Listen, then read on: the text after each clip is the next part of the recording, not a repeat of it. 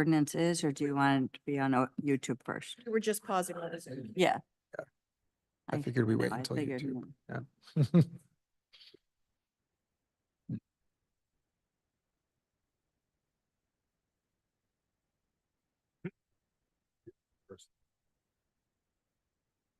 We're back. We're back? Yes.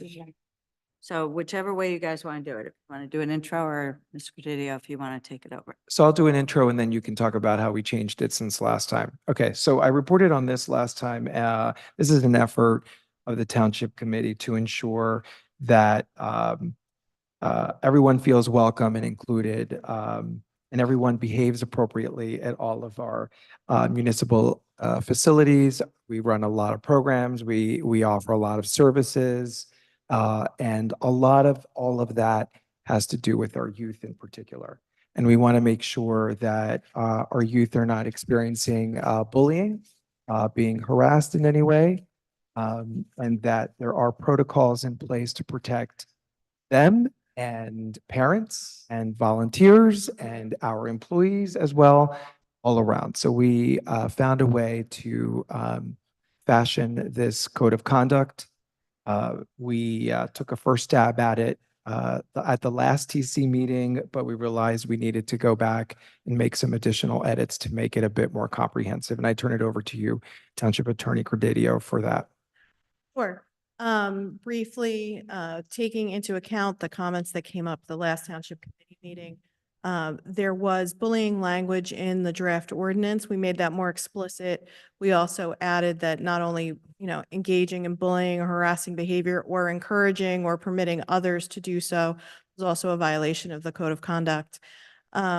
We also specified which township employees would be expected or empowered to be enforcing the policy.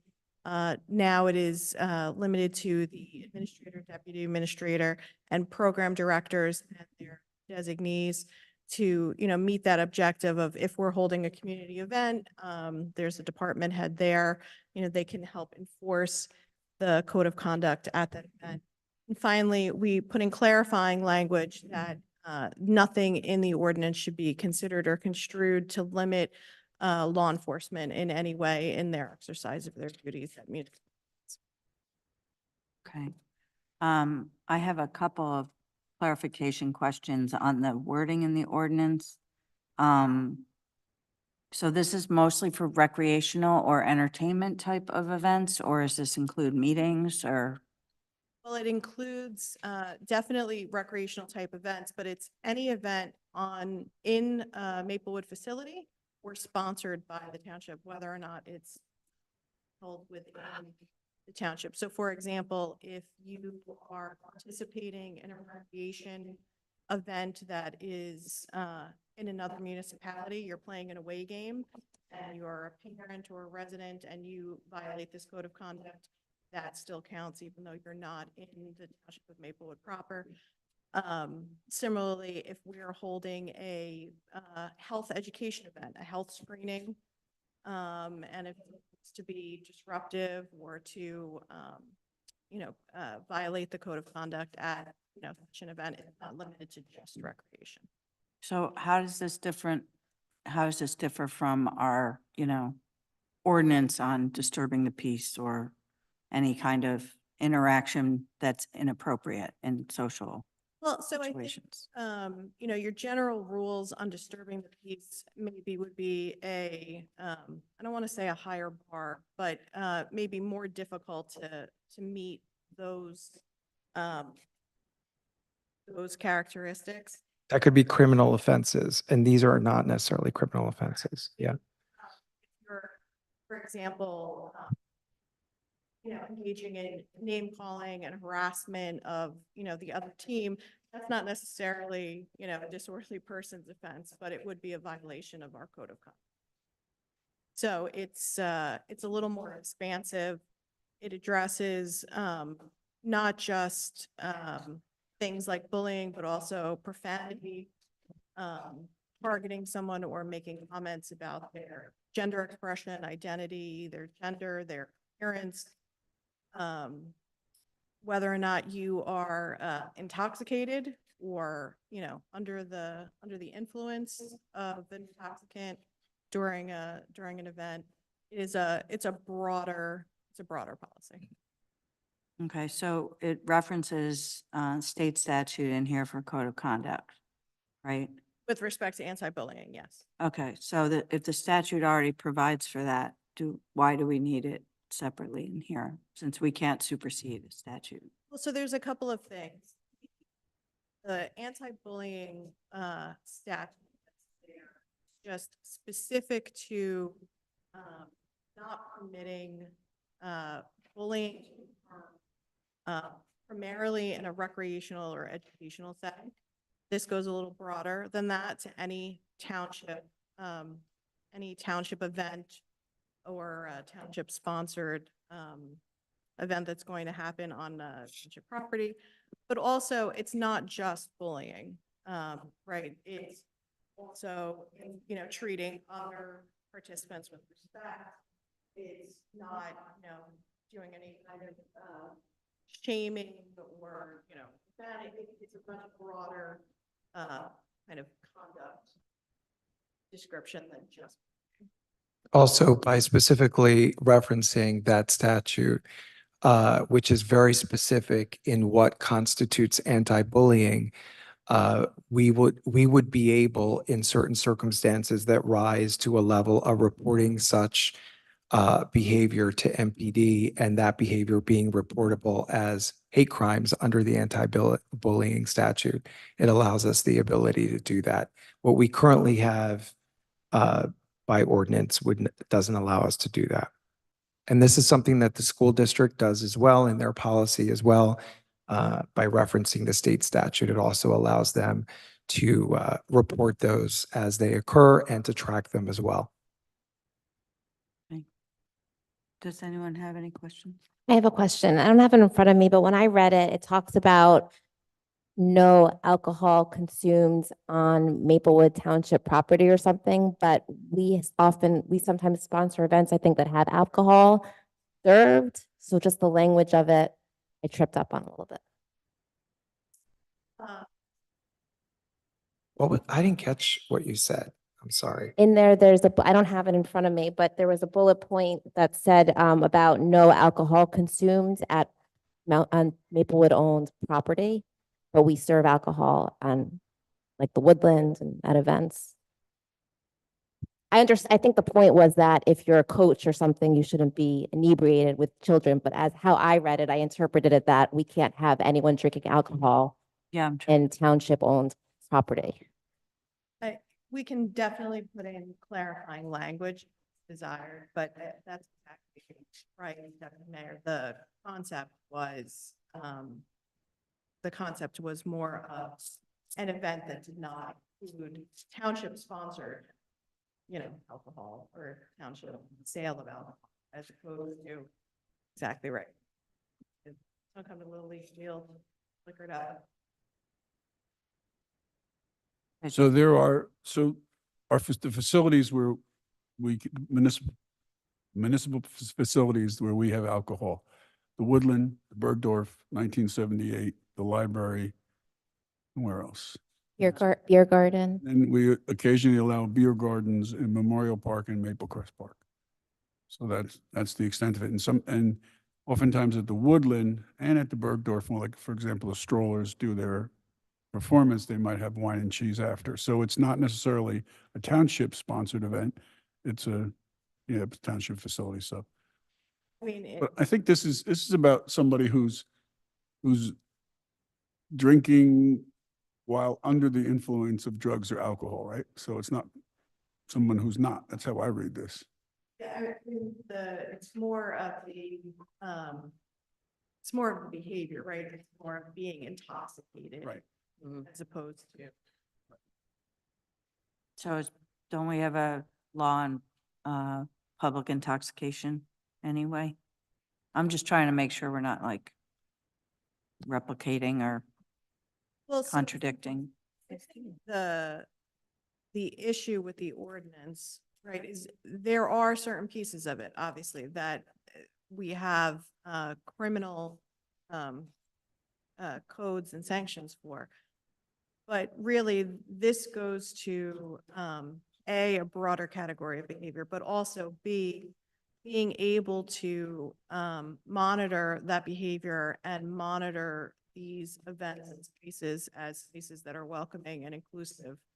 And, you know, if you go down to the penalties portion of the ordinance, right, being able to suspend someone's participation, being able to eject someone if they are not following the code of conduct, not necessarily needing to rely on making it a police matter in order to be able to facilitate an event and a participation that is open and welcoming and safe for all our residents. Okay, so does this need work or to tighten it up with regard to Ms. Engel's point and, or are we ready to move it? If we wanted to include language specific to address, we could say, you know, to not, I'm sorry, I don't have the language in front of me, but to not engage in, Right, but to not here, ingest alcohol, you know, except where expressed. while under the influence. of drugs or alcohol. Yeah. Which section is that going to go in? I'm looking at it. Do we know which section? F and G under. Using or section- being under the. Under influence- prohibited conduct. Prohibited conduct. It's E. It's E. It says, This is an old one. Oh, that's an might old be. one. So It's F and it's, F and G. For the F- version that was shared with this agenda, it's sections F and G, and I can read them if you're interested in hearing them directly. F and G is using, F is using or being under the influence of drugs or alcohol while at any municipal, Maplewood municipal facility. G is using or being under the influence of drugs or alcohol while attending, coaching, officiating, or participating in any event sponsored by the Township of Maplewood. it was that first one that you said, Mhm. using, Isn't this both while under, the key thing is while under the influence? Right. Yeah. So it's not the using, it's using while under the influence. So if you have an occasional glass of wine at 1978 at the art show, as long as you're not under the influence of drugs or alcohol, and that's permitted. Well, who is just, it seems weird to me, I'm sorry, this part. So if somebody buys a little recreational marijuana down the street and then they have one hit and they go to 1978 and have a glass of wine, that's against our law now. But they're not Depends on causing under any the trouble, they're just, Depends what the, under the influence is. yeah, I'm just Sort of not like- sure what we're doing with this. You know it when you see it. I would think any alcohol, it doesn't say under the influence, though. I think the concern would be when you're rising, when either the use of drugs or alcohol would rise to the level of intoxication. It doesn't say, so F says using or being under the influence of drugs or alcohol while at any Maplewood municipal facility. Yeah, I think F is the one that's So the, that's the one that I'm struggling with. but And then also using or being under the influence of drug or alcohol while attending any event sponsored by the Township of Maplewood. I'm not saying I disagree with the code because I think that there is oftentimes bullying or things that are happening that it would be nice that we, especially in youth events. So, but It I, almost feels just- to me like the bullying part, all that kind of stuff, of course, we want code of conduct, you shouldn't be bullying, obviously. I mean, it's obvious, right, to most people. But if we want to put something in place to that, I'm fine with it. I'm not sure I understand the linking of the two, because somebody could be not under the influence of anything and just being bullying and being disruptive and stuff. And, but so does it matter whether or not they're under the influence of anything? If they're bullying regardless of whether they're under. But this goes, So this is, right, and that's in K. I think your Right. point is actually item K on the same thing. The treating participants, coaches based off of disrespectfully, based off their race, ancestry, all that other stuff falls under K. so let me posit a question. If there's say a participant in a township event who is not being disrespectful to others, but is, say, at a recreation event and is clearly intoxicated, slurring, stumbling, do we think it's, and I'm asking rather than Mhm. implying an answer, do we think that there should be as part of the code, the ability to check that person. But isn't there already with regard to like, public intoxication Well, I mean, ordinance? You're talking about, criminal statutes, disorderly persons statutes. And this is, I think, meant to cover a. Those things that don't rise to that. Right.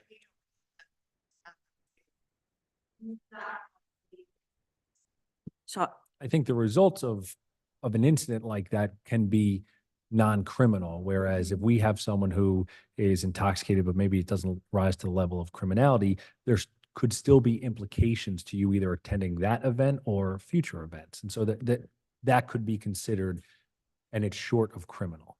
So if someone was intoxicated, I guess I'm trying to see if there's a way that we could cut out, what is it, G and H or whatever it is? F and G. Although I do We like could just the cut those coaching and out officiating. I don't and think so. amend this and move it. Because engaging in any behavior that would endanger the health, safety, or well-being of any participant, blah, blah, blah, blah, blah. Seems to me if someone's intoxicated, you could get them on that. Yeah. right, that's why I was saying. So I would just take out because I think it is very confusing because we do allow alcohol at certain events. I think we should just eliminate the two things that talk about that. I think there's plenty other ways to deal with the issue. Yeah, and I And think, we ought to, because if we ought to just amend this and keep moving it forward. Otherwise, we're. Going round and round. So are we comfortable moving it forward with the amendment Taking as out the follows, taking alcohol. F and G, both F and G? is that the only place it's mentioned? Yes. Yeah. Yes. I feel like. And also under H, you have permitting one's child or encouraging any other person to use drugs or criminal, alcohol isn't at any Maplewood municipal. Yeah, that's Well, like, that's fine. I'm fine with that because that's. Well, who says criminal? if I give I'm my my mother's child child. alcohol at a public facility. I'm my I'm mother's pretty child and I'm sure it's permitted to criminal. use alcohol as I see Sorry? fit. I said, I'm my mother's child and I'm permitted to use alcohol as I see fit. I think it's vague in that sense. Mm. Permitting one's child. Which letter is that? That is H. the H. H. My point is, I feel like the alcohol, shouldn't even be in here. It should just be code of conduct. Then I would recommend taking out F, G, and H. Yeah, I'm good with that. I think we kind of lost our way here a little bit. Right? Assistant Administrator Jones agrees because I want to give you a shout out for working so hard on this in the initial draft. So we lost our way. We wanted to really specifically cover, we were really looking at youth activity here, right? We really wanted to make sure, especially in the current environment of hate speech, online stuff that's happening and everything that our kids are dealing with. And also, let's not forget that we've had incidents of bullying and harassment during recreational programming at our municipal facilities. It wasn't that long ago that we had female lifeguards being sexually harassed at the pool, right? So if something like this was in place, then we could have gotten on top of it. And there was a process to report the behavior. And I guess I'm speaking to myself in the public because everybody else is entertaining themselves. Okay. So sense of decorum should apply at the township committee meetings as well. So I'm okay with taking those out because I don't think they relate to our initial intent. Is everybody okay with that? Yeah, and we were listening to you. We were, Okay. So, Well, I have a question though, however, I understand in G, they've got attending and the participating, that part, because they oftentimes serve alcohol. But I don't have a problem with coaching and officiating being listed there because coaches and officials should be sober. Right. But what they're saying is, and they're correct, that is behavior already covered, Recovered, okay. right? So if that was something that we noticed, we could do something about it under existing right, law. and we Sounds good? could, they could be acting a certain way. It doesn't, whether they're just a jerk or they're influenced by whatever's in their body, it The doesn't beer really matter, goggles. right? We don't want them acting that way. So- Right. And we also were not trying to create for the public's sake because we're in a gotcha environment right now. There's people who are like, oh my God, what's behind all this? Are they trying to prosecute people? We're not trying to do that. We're trying to protect our youth. That's what this is So about. are we, I'm sorry. And so- this relates to our municipal equality index rating work as well. And we need to have an ordinance like this in place to be able to say that we are, that we have a high equality Proactive. rating and we're being proactive about these things. So I'm going to make a motion Can we move it without these amendments already, or just we'll move it and then make sure it says what we just agreed to on final passage? Is that good enough? Right. And H. Okay, Mr. Daffis. Just a point of order, we would have to put this off for 2 meetings because we'd have to republish it Correct. There you go. because it's a, Substantive. I think it's important that we amend it, pass it, even if we have to wait till April 16th, at least it gets introduced. Correct. Yes. So I'm then okay with that. it'll be published, it'll be on the books that we introduced it, and then we can vote on it April 16th. We won't be able to vote on it on On April, the second, it has to. whatever that is, the 2nd, yeah. So the hearing will be on the 16th. Okay, so Mr. Daffis, you want to move it? Okay, so I'm going to move it with the edits that we talked about, meaning that we're striking F, G, and H. I move the passage of this ordinance on first reading with the edits as noted. Its publication according to law in the Maplewood South Orange News Record, and a hearing to be held on, what did we say? April 16th. April 16th. Can I get a second? Second, Ms. Bright, Yes. Mr. Daffis, Yes. Mr. DeLuca, Yes. Ms. Engel, yes. Mayor Adams. Yes, thank you. 10B, ordinance 3115-24. Mayor, it's item 10B. It's an ordinance to amend chapter 227 of the Township Code of the Township of Maplewood entitled Shade Trees with respect to tree removal and replacement. This ordinance will revise shade tree regulations with respect to the procedures for tree removal and replacement and establish a tree fund. Thank you, Ms. Fritzen. Mr. DeLuca, would you mind giving a little overview of the changes for this, or that we talked about just for our shade tree presentation? Yes. Yeah, there's a few things. One, we think it's going to help solve some problem we're having with PSE&G vendors or contractors in taking down trees without our participation. So now they give us a notice of tree pruning and tree removal. Our director will notify our arborist to go survey those trees, and if we can present to PSE&G that they can be saved instead of taken down, then we can enter into those negotiations. And if they have to come down, we're empowering our director of Public Works to seek replacement trees. It also makes it clear that if you go before the Board of Adjustment and Planning Board, and there are tree removal aspects of your plan, that you have to get a tree removal permit before you move forward. It sets up a tree fund. First, it sets up a requirement that if you take a tree down on your property, you have to replace that tree.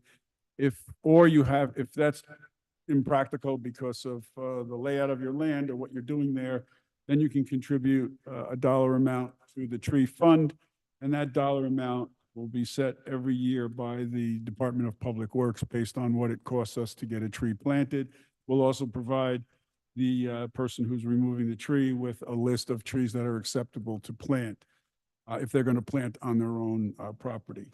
And it also gives someone who is taking a tree down, who's required either to plant a tree or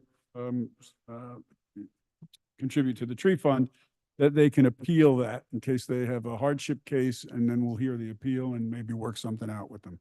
And that's pretty much the concept. That's right. And yeah, so thank you. Can I get a motion? I move the passage of this ordinance on first reading, its publication according to law in the Maplewood South Orange News Record, and a hearing to be held on April 2nd, 2024. I'll second it. Ms. Fritzen, call the roll. Ms. Bright, Yes. Mr. Daffis, Yes. Mr. DeLuca. Yes. Ms. Engel. Yes. Mayor Adams. Yes, thank you. There you go. 2 things in one night.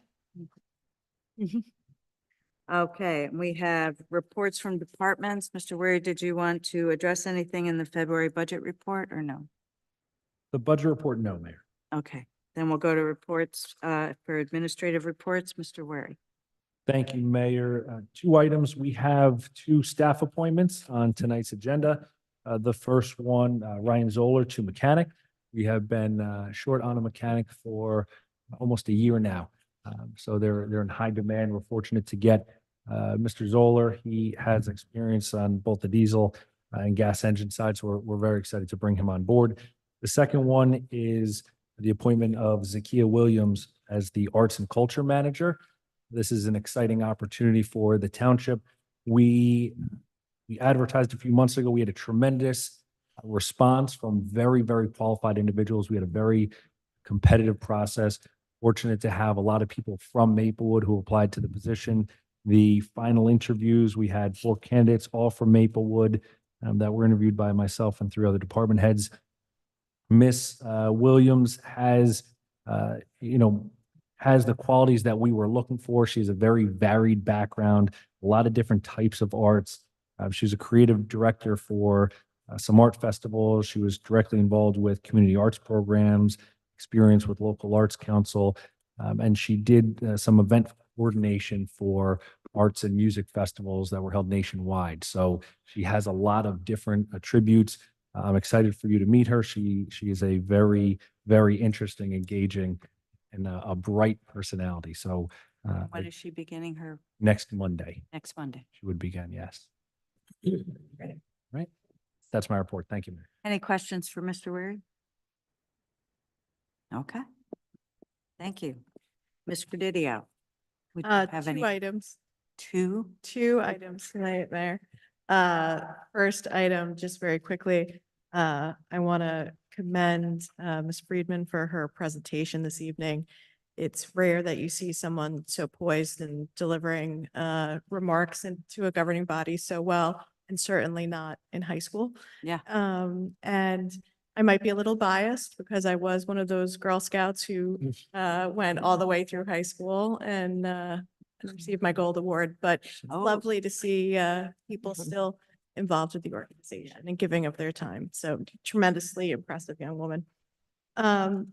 Second item, Mayor, just as we're probably aware, A4 S50 passed the state Senate yesterday. That's the affordable housing legislation that's been speeding through the legislature. Yes, So very it has fast. passed both houses now, and we'll be coordinating with your affordable housing counselors and, Ms. York on the impacts to the township. Do we know the impacts yet or not yet?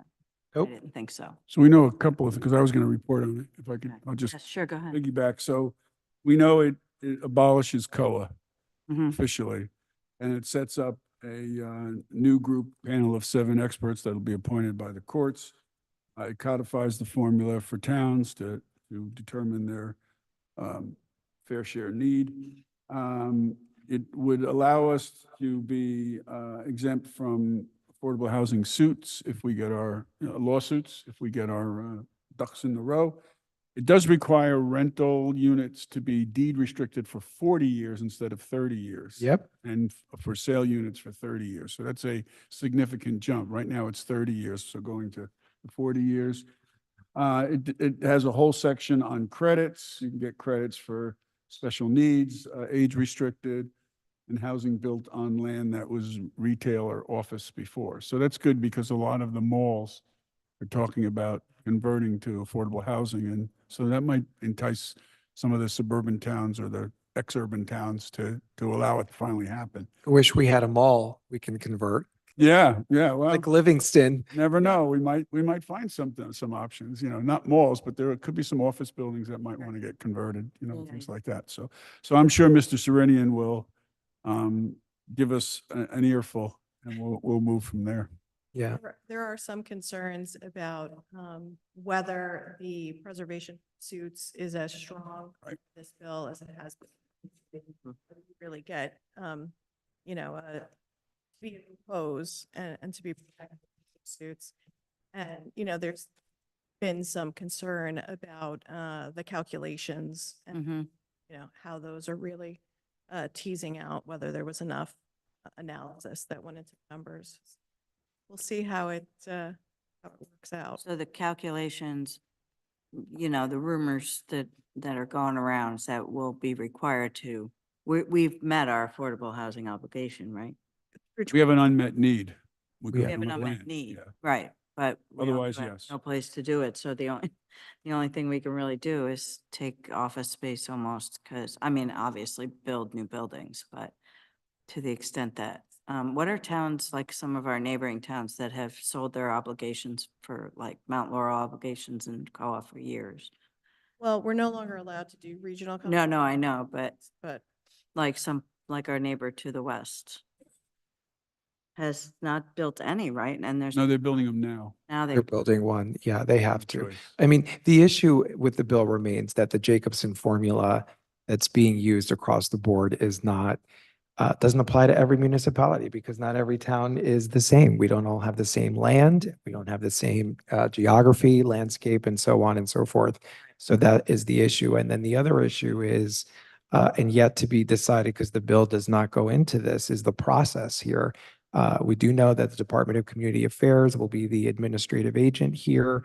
Department of Community Affairs is tasked with providing towns with their obligation under the Jacobson formula by the end of August. That's likely not going to happen until sometime this fall instead. And, you know, what are our rights in terms of negotiating as we were able to do in the current round with respect to that? You know, there's a lot left to be figured out. And there's no question that the governor is going to sign this bill. you know, that's really the concern too, with respect to certainty moving forward.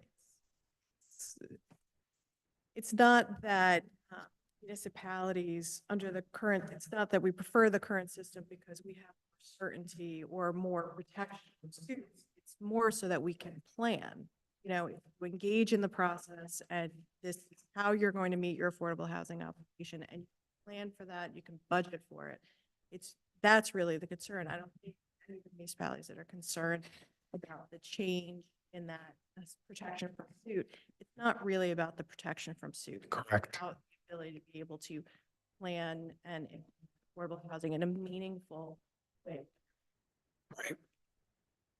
I think one thing that will be different for us is, before when we did our vacant land adjustment, we kind of, if there was a vacant office building or a vacant industrial building, for example, on Rutgers, we counted that as not vacant.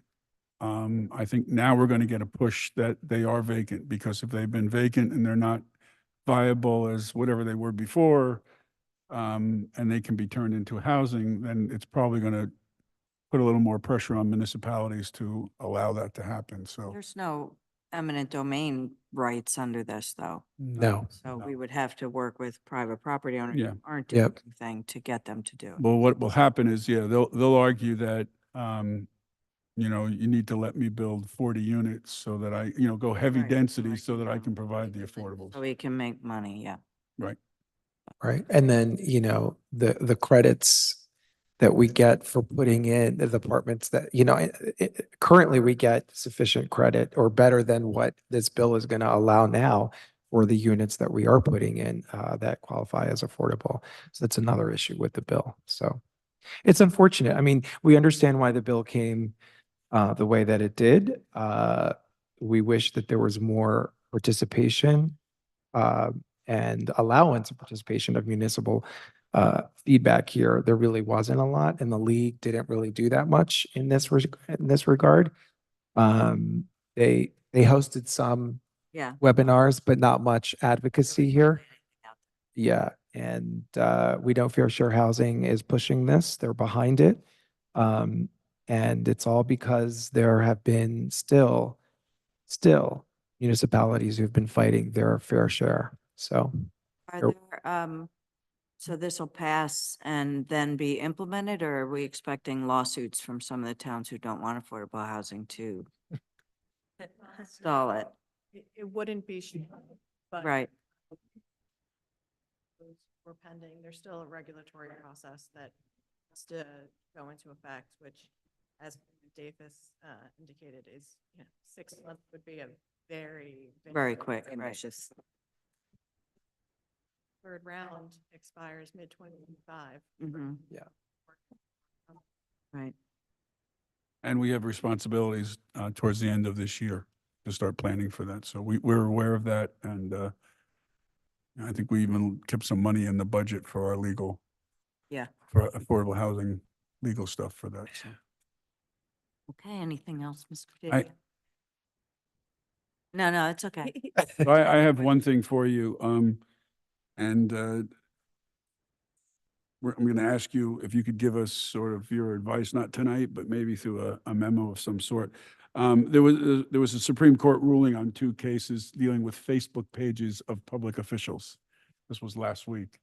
And this is an instance, it's just like what we do. These are private Facebook pages in which the one was a city manager, another was a school board member. One was in Michigan and another was in somewhere else. Sorry about this. But so the situation is that, like we do, your private Facebook page, oftentimes we put ribbon cuttings on, we put notices of meetings, we put events on. It becomes almost like a public page. Trivia night. Trivia night, yes, in case you saw my post of yesterday. So in this instance, and the Supreme Court didn't rule it, kicked it back to the district courts, but there's some appellate rulings that impact this. But in any event, what happened in both of these cases is that the owner of the Facebook page, or the person who sponsors the Facebook page, kicked off a couple people, banned them from their page because they Oh, were that's right. complaining about, the posts. And so they said, Right. okay, I'm banning you. They blocked them. We blocked them. And then they sued and said, you can't block me because it's a First Amendment right. Right. So I don't know if any of us have ever blocked anyone, but I think it would be wise if you could give us some guidance on, I think we're going to continue to use our Facebook pages. So telling us not to do that is It's not going to work. Yes. recognizing that we're going to continue to use our Facebook pages this way. You can check out the Supreme Court, and they didn't rule, but they gave a lot of opinion. And then you can tell us how we might. Tell us how to behave.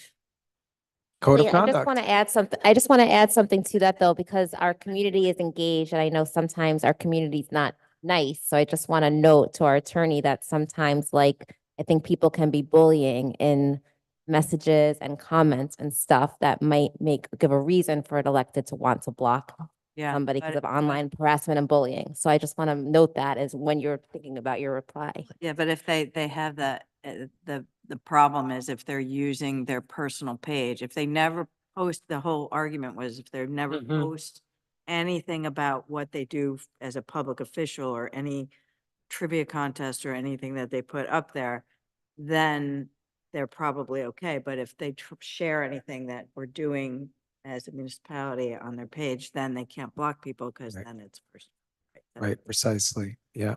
It may be. And I'm not even a lawyer. And I'm saying 2 people. Yeah. Sorry. It may be a good reason to have 2 Facebook pages. There's definitely, and I'm not familiar. Not going to happen. If you, let me tell you, It's if too you much come back work. with that recommendation, it's not going to work. Yeah, So that's think- going to, Be more creative than Well, that. because I had to try. Yeah. We all did that. I think we all did that, like when we were running, we had but those kind of go dormant because you're not running. they do. anything, Yeah. then And the algorithm is off then, and then everybody- suddenly, Everybody tags us personally, right. whether we want to be or not. You're not following the other. Yeah. There was definitely some case law about it. I can't remember the exact details off the top. There was definitely some case law about it, about Twitter and official government accounts. And whether you could block people, were. You mean X? Formerly known as. Also, what you're creating there is a government record. So the government record rules apply. I didn't hear anything. you What said. you're creating on Facebook when you post in an official capacity is considered a government record. Right. So government record rules apply, not deleting comments, not editing things, Right. saving. Everything. That was the other part of one of those suits, I think, was saving Yeah. stuff That you're not allowed to? that you have You to. have to. yeah. Public record. Oh, right. So if someone makes you Document mad and retention. you delete it so Document nobody else retention. sees it, then Yeah. you, Oops, yeah. Oops. oops. My bad. Just like that ordinance we passed with the profanity. Oops. Oops. This is a good reason why we need that public information officer. Yeah. Yeah, but You they don't blame know that this. person. So blocked. The PIO told me to put this up here. Right. It won't work either. No talking to you All anymore. right, reports from, Thank you. anything else for Mr. Presidio? No. Deputy Mayor, you're up. Nope, Or- Ms. Fritzen. Oh, I forgot about you over there. I only can see the top of your head. Just awful. Sorry. Forget the It's been a amazing long Ms. couple Fritzen. days. Well, I'm going to say first that I also was a lifelong Girl Scout all the way through high school, and I was even a Brownie leader. I was never a Girl Scout. All right, well, Really? I had to say that. I was a Blue So, I wanted to be one, but wrong gender. I can let you. well, I wanted the township attorney to know that we travel in the same circles. So, Ms. Fritzen, do you have an actual was good, I report? think. or is that- I was a girl. No, I have a report. Tomorrow I'll be attending a county election meeting for township clerks in Essex County, with the county clerk and the superintendent of elections and commissioner of registration. It's a kickoff for, No, yours must be ghost. could be. I think it's the computer. Where did I It's put it? cheaper on- It's the computer. You might want to move it a little. I don't think it's that though, Bob. I don't know. No. Okay, Okay, so my other item is to report that we'll be scheduling 8 event planning meetings for large events coming up in the township. And also starting to reach out to groups for Memorial Day. The parade and the ceremony are really around the corner, so I'm starting planning on that. Not the computer. That the record show is not the computer. Deborah, move your laptop. I don't know if it's got anything. I don't know. I'm just hoping. Throw it across the room. Oh, good. You got Any it. questions for Ms. Fritzen? No. None for Ms. Fritzen. Deputy Mayor? Your Super turn. short report. Just keep going to somacelebrateswomen.org to check out all the events coming up, including one that Miss Engel alluded to, our She Rose recognition is coming up tomorrow night at SOPAC. And that is my report. Yeah. Thank you. Anybody have anything for Deputy Mayor Kripe? Nope. Committee Member DeLuca? Thank you, Mayor. They're like all the same. I know, it's all the same every I'm gonna mix meeting. these up. So just a few things. Women's History Month. The Hilton Neighborhood Association is having Women's History Trivia Night Thursday, 7:30, in case you saw my Facebook page, at the Community Center in D Hart. They have a cute graphic. Since Mr. McCoy is still here, I want to give him a shout out for all the work he did on our community energy plan. It is now with our consultant to finalize, and we will have a presentation quality plan for our April 16th meeting. It'll be on the agenda for discussion, and we'll have a resolution. I asked that, just give you a heads up, we want a separate vote on the resolution after the discussion, just so we have the plan rather than being on the consent agenda. And you all get the plan ahead of time. You take a look at it, and Mr. McCoy can come and speak on it if he wants. He's probably tired of talking about it. But all this is really, we're trying to get this approved in April so that we're on pace to apply for a Community Energy Plan Implementation Grant on May 24th. We're seeking $500,000 to do our heat pumps at the police station and the greenhouse. And also give you a heads up that we are moving forward with our energy aggregation to seek another round of cheaper and greener electricity for our residents. We will be going out in early April, doing a request for proposals for electric generation. And this involves 7 towns: Maplewood, South Orange, Glen Ridge, Verona, Montclair, Livingston, and Glen Rock. And we are the lead agency. On May 7th, we will be back before the Township Committee with a go or no-go recommendation on the going with an aggregator. We'll be meeting 3 p.m. that day to decide whether or not the bids look good. And our goal is to have cheaper electricity than PSE&G and a higher green component, or at least equal to, because that's actually higher now. So that's coming up.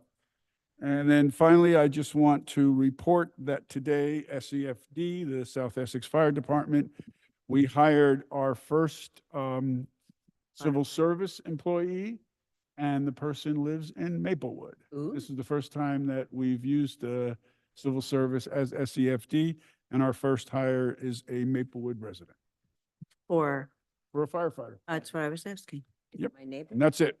That's great. Any questions for Mr. DeLuca? Can you share No. who it is? Is it I my can't. neighbor? Because I would. No, it's confidential until he or she is out there. Okay. Committee Member Daffis. Thank you, Mayor. I How was gonna, Maui? what's that? How was Maui? Great. But back to business. So I was going to report on the state legislation, which our attorney already reported on, we discussed, and the other state legislation, the proposed changes to the Open Public Records Act, we're going to hear from Committeeman DeLuca about during discussion. In Code Committee, the themes tonight seem to be code of conduct, shade trees, and historic preservation. And speaking of historic preservation, at Code Committee this morning, we moved forward just a little bit more our proposed demolition ordinance, which would hopefully slow things down as it relates to full demolitions or even 50% demo or construction improvement of residential homes in the town. It would allow the Historic Preservation Commission to opine in those instances, to stop the clock a little bit in construction, to see if they deem the residence or the building, residential building worthy of designation, to have the time to do that review. And if it isn't worthy, then the construction will proceed. And we have a little more work to do on the demolition ordinance, but stay tuned. It is coming for introduction very soon. On the municipal equality index rating work, we talked about the code of conduct, and we'll be talking about some other things we'll be moving forward now that that has been introduced. Our master plan implementation working group will meet on Thursday night. I'm sorry to miss the trivia. That sounds like a lot of fun. We will be starting to prepare a summary as requested by the Township Committee of all the recommendations that were made for every category, present it back to the Township Committee, and then send it to all the respective subcommittees to start doing that work. And we will have more details about that soon. And last but not least, we have really good news as we talk about our budget. We have good news from Congresswoman Cheryl's office. Congresswoman Cheryl is our Congresswoman, of course, for those who haven't been tuning in for a while. As you heard, the federal budget passed, and it included 15 community projects from Congresswoman Cheryl. Among the 15 was Maplewood Township. We are set to receive, after all the administrative process is done, $959,752. That's almost $1 million for the township to support new stormwater subsystems that will be able to convey larger volumes of runoff to address flood risks while providing additional water quality treatment. So that's a wonderful win for us. Mhm. And I'm proud to all of us for, building those relationships and going out there and seeking funding when it is available. And that's my report. Any questions for Mr. Daffis? That'll be a drop in the stormwater system. Yes. But a big drop. But we will take it. Yeah. Yeah, we'll take it. It's going to be crazy expensive to fix stuff. Anyway, Committee Member Engel.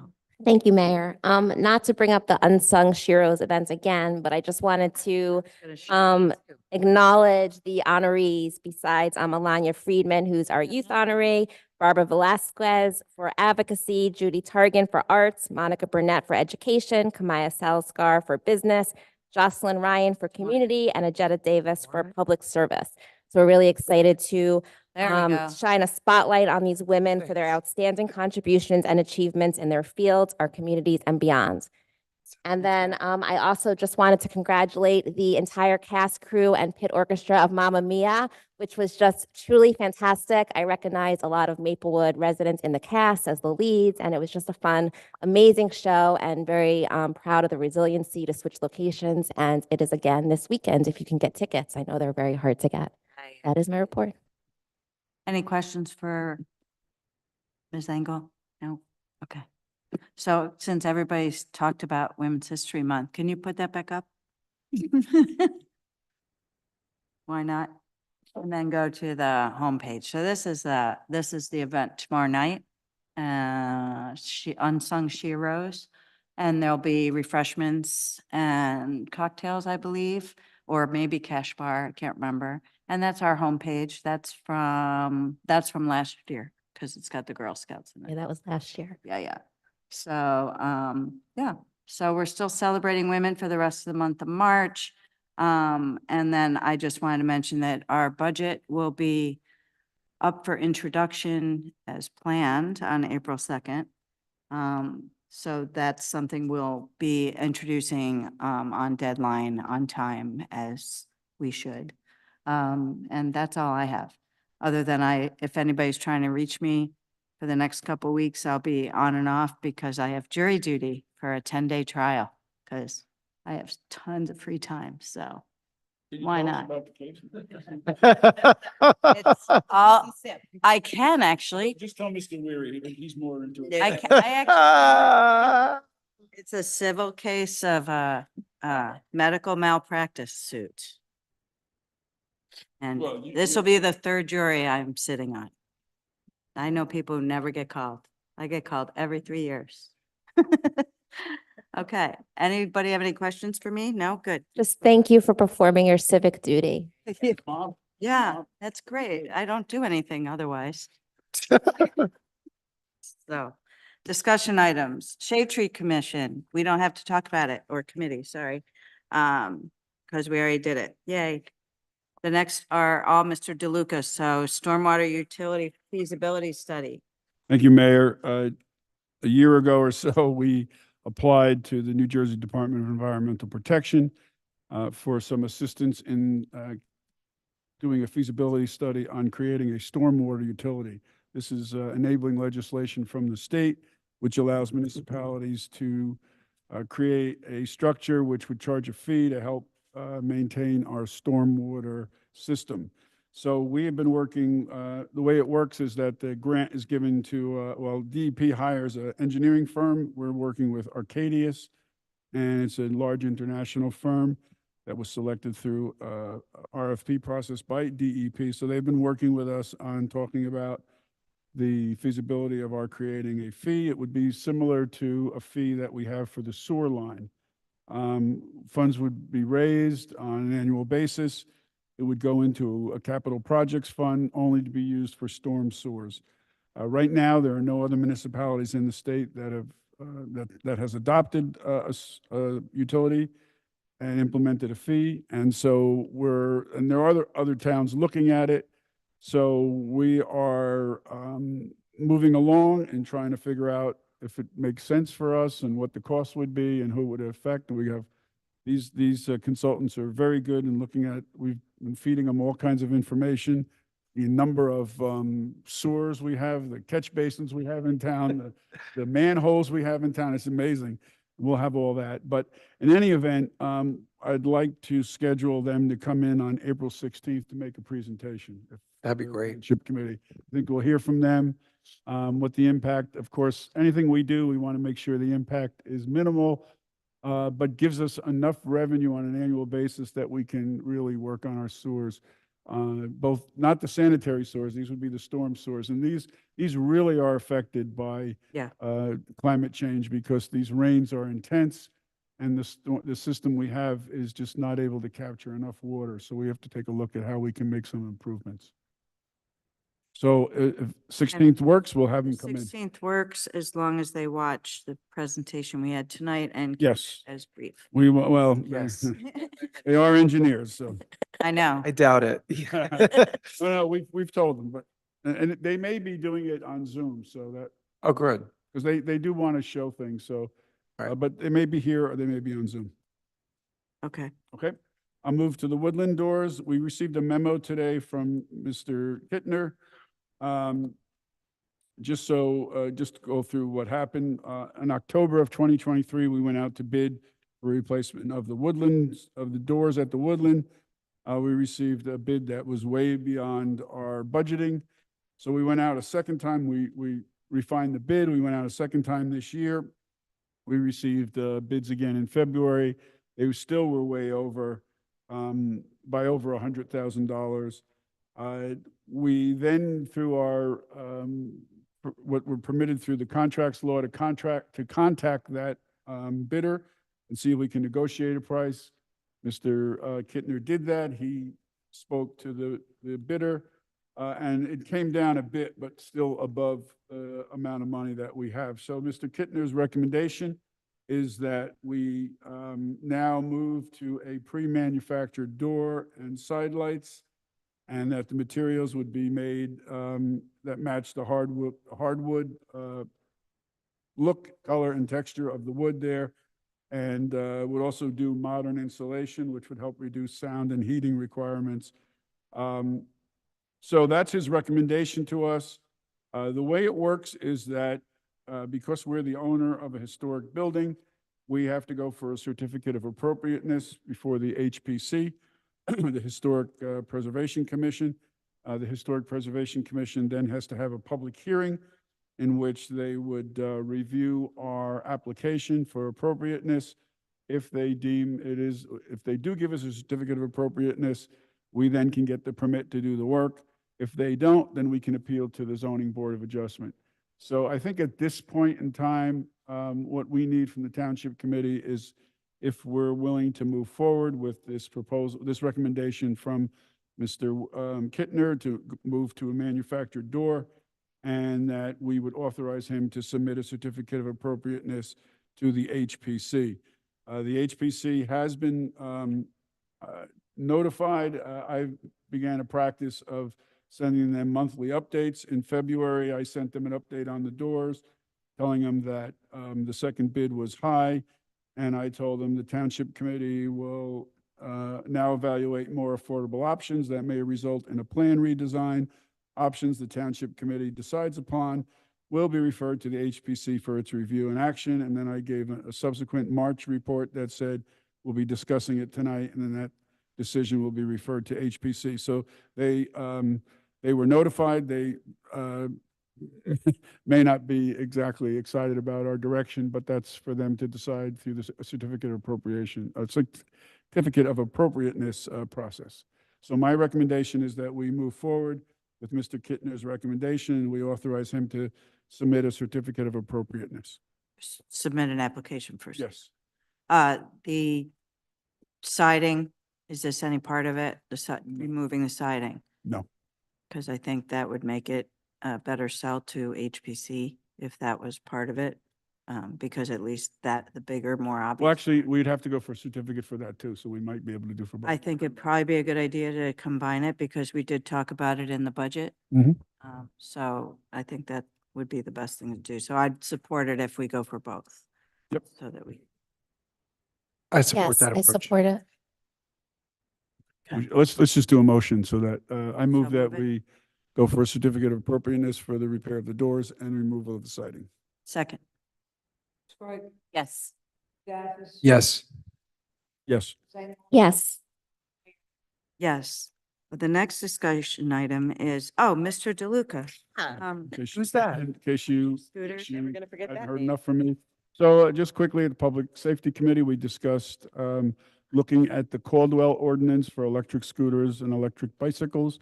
We are getting more and more of those in town. They are really, as we've seen, they're riding against traffic, in between traffic, on sidewalks, with and without helmets. And what we would, the Public Safety Committee is supportive of at least exploring this as an ordinance. The chief is very much in favor of this, feels he needs a tool to help enforce the law because right now there is no law. So what we would ask is our attorney to take a look at the Caldwell ordinance and maybe any other ordinance that you might know of and draft something for us for our consideration.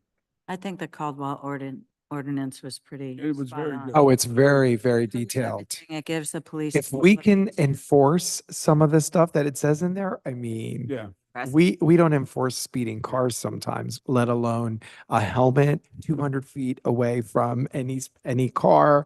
I mean, you Right, know, they don't want you dragging on, hanging on to a I mean, it's car. very No specific bumper ordinance. riding. I didn't, This must have come from somebody, I mean, this is very comprehensive. So Right. there's something out there that Yes. Yeah. I'm sure our attorney can. I didn't see that ordinance, but I just want to note, we're trying to make it more bike friendly and encourage people to get electric bikes and bicycles. So I just, when we're doing the ordinance, I just want to make sure that it has that, you know, I think feel that this is bike friendly, making it safer for you to it's ride safer. and, right. Totally, Yeah, it's totally. I just safety. want to say that out loud. It's Yeah, not but about and enforcement, and it's about making it safer and making our streets. Right, and it's also partly about enforcement for, like, they shouldn't be riding them on sidewalks. Right, it's an Sidewalks are education for piece that- walking. That's why they're that we're called just trying to pass sidewalks. along. So, And we found out the name of the one-wheeled little device that people ride around. It's actually called a one-wheel. no. Yeah, We went back and forth Right. in public safety. What Do is we it need a called? I don't motion know. for it? No. you did. It's called a No, one we wheel. didn't. One-wheel. Did we do a vote? Did we do a vote? No, we for- didn't. not for bike. We moved it and Moved it, yeah. seconded that we We moved did? forward and we instructed our. That was for the woodland doors. That was. That was the woodland I door. moved. I'll second it. I moved that we instruct our attorney to draft the ordinance. Okay, we don't need to resolve that. No. Okay, no, Do we? Okay, No. let's keep moving. you got the, Okay. Proposed changes open public. just, hearing. and Mr. Daffis, you can jump in here. The legislature was on track Monday to pass major changes to the Oprah. And I know we have had, difficult experiences with Oprah. I'm sure Mr. Weary and Ms. Fritzen would say, stop it already. But a lot of our allies out there in the labor community, in the advocacy community, civil rights community, housing community, they're very concerned about the thrust here, which quote unquote is supposed to be good government and transparency, is exactly not that. Yeah. It is to close the system, to shift fees, shift responsibility, make it more difficult. There's some questions about interpretation, who's included in what gets defined as commercial use. So I think everybody agrees that there can be some changes because this is an old statute that hasn't kept up with modern times, but what's been proposed so far. So I would ask that after our conversation that we pass a motion just to ask our three legislators, Assemblywoman Tucker and Hall and Senator Burgess, that they would not vote for this until they've had the opportunity to really explore some amendments with the advocacy community and with us. Can we do that by resolution? Yeah. Yeah, I think that's what we should do.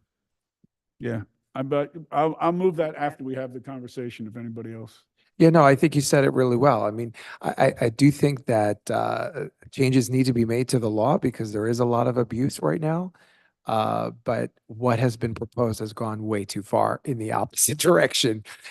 So I think the effort in the assembly is dead, but the Senate is considering their version of this exactly as it is. So we should get this resolution out as soon as we can, if we're so inclined.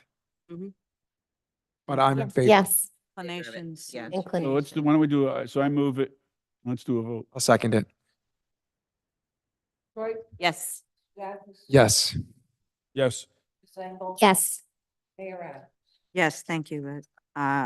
Closed session minute, consent agenda, sorry. Can I get a Move the motion? consent agenda? Second. Yes. Yes. Yes. Yes. Yes, thank you. You can congratulate Ms. Williams. Public comment? No? Okay. On Zoom?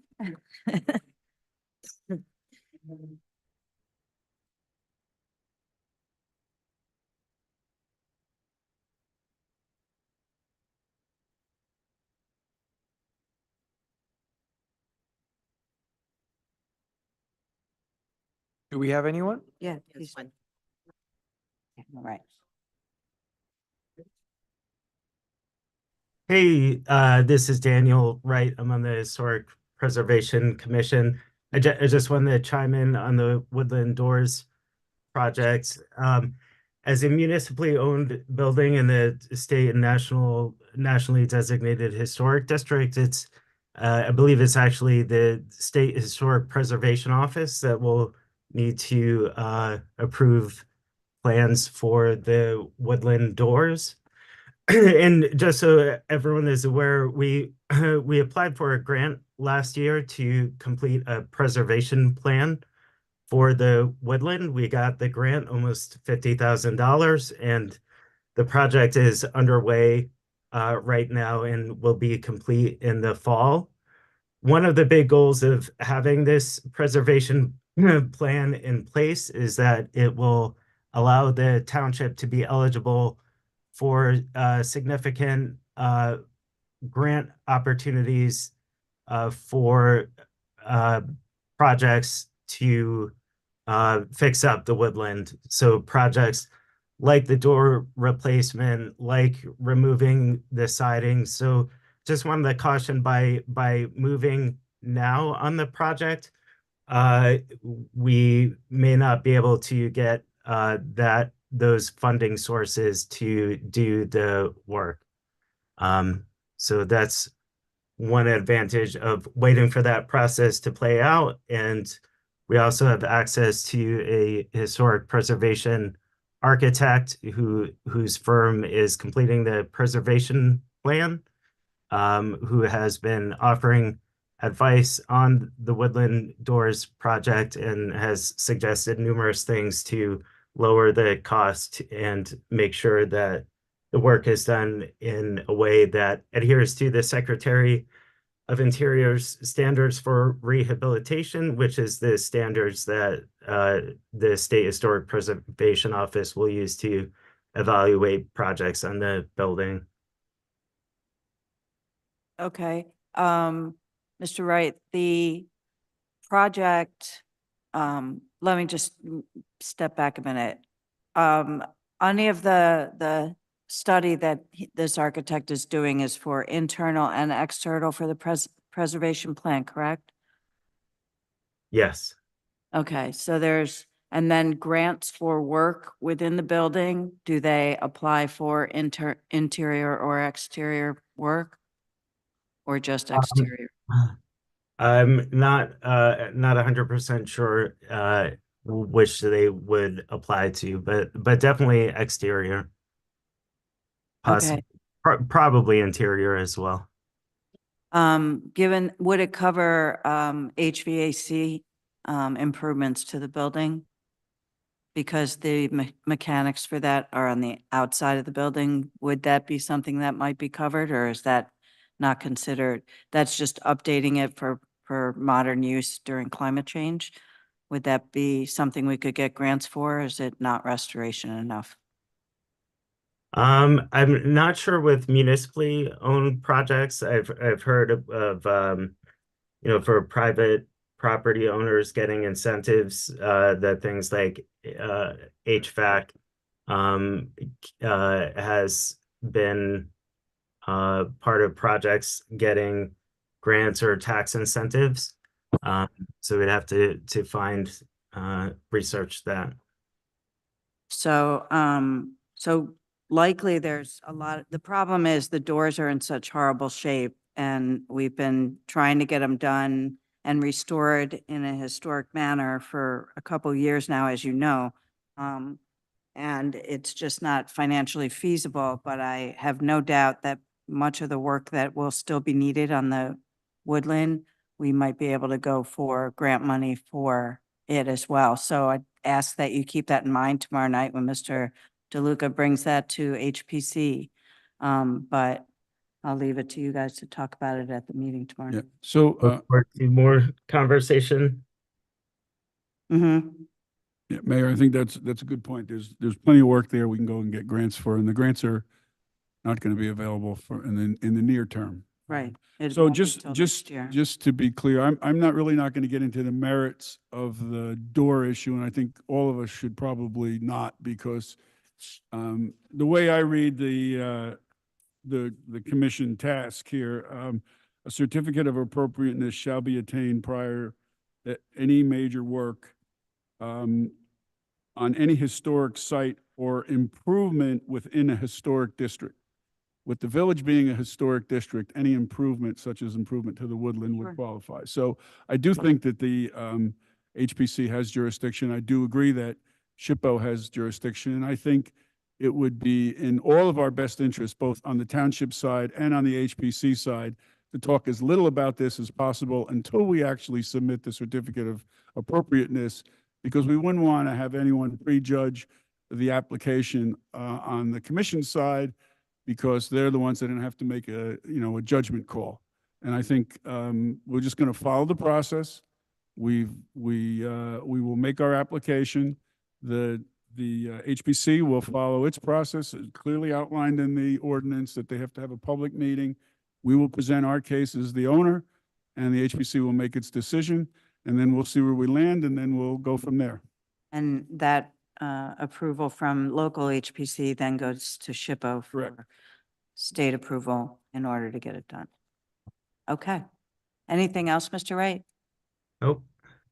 Okay, thanks for calling in. Who's the next caller? Jazz, Nancy Adams. I'm going to do a radio show. You should. Podcast. Podcast or thing.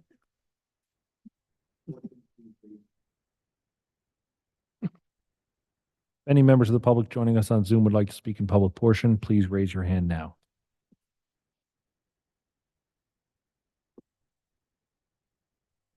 I see no hands, Mayor. Okay, thank you. I'd entertain a motion to leave the meeting and close the meeting and all that stuff. How about adjourn? Adjourn, motion to adjourn. Thank you. I'll second it. Yeah. Yes. Yes. Yes. Yes. Yes, thank you. Hold on a second. I don't know if we passed the consent agenda. Yes, we We did. We did? Okay. Oh, my goodness. I'm sitting here, I was like, we're